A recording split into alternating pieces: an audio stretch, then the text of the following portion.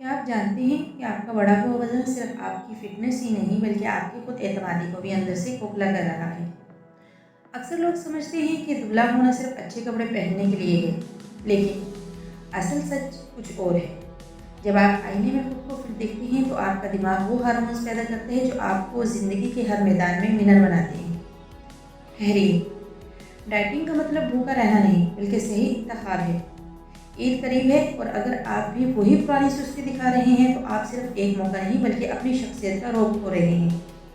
याद रखें, एक फिट जिस्म वो ज़ुबान है जो अल्फाज के बगैर आपकी कामयाबी की कहानी सुनाती है।